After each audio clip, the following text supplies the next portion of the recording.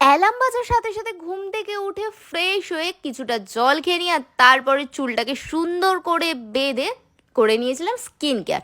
ওই skin care বলতে sunscreen মেখে নিয়ে চলে গিয়েছি সোজা ছাদে, কারণ ছাদে থাকা সমস্ত গাছগুলোতে দিতে হবে জল।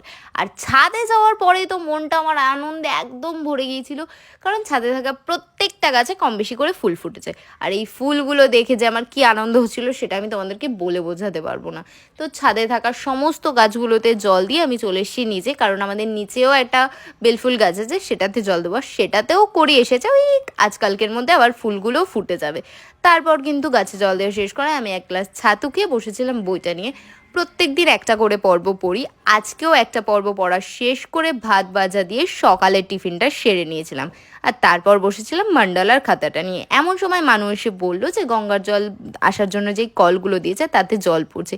গিয়ে দেখলাম সত্যি। আর এমন সময় বোনের একটা পার্সেল এসেছিল, তো সেটাকে রিসিভ করি। আর আমার বোন একটা বোতল অর্ডার দিয়েছিল, যেটা সেট করা ছিল না, সুন্দর করে সেট করতে হতো।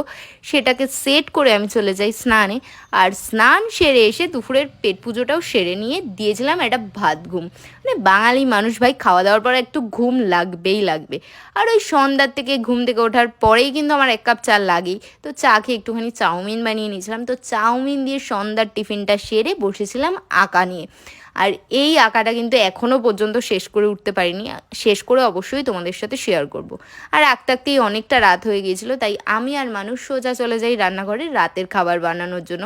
তো পরোটা সয়াবিনের তরকারি দিয়ে ডিনারটা সেরে বোনের অ্যাসাইনমেন্টে কিছুটা হেল্প করে স্কিন কেয়ার করে আজকের দিনটা এখানেই শেষ করলাম। আর আজকের ভিডিও এখানেই শেষ করছি। দেখা হবে অন্য একটা ভিডিও নিয়ে। টাটা।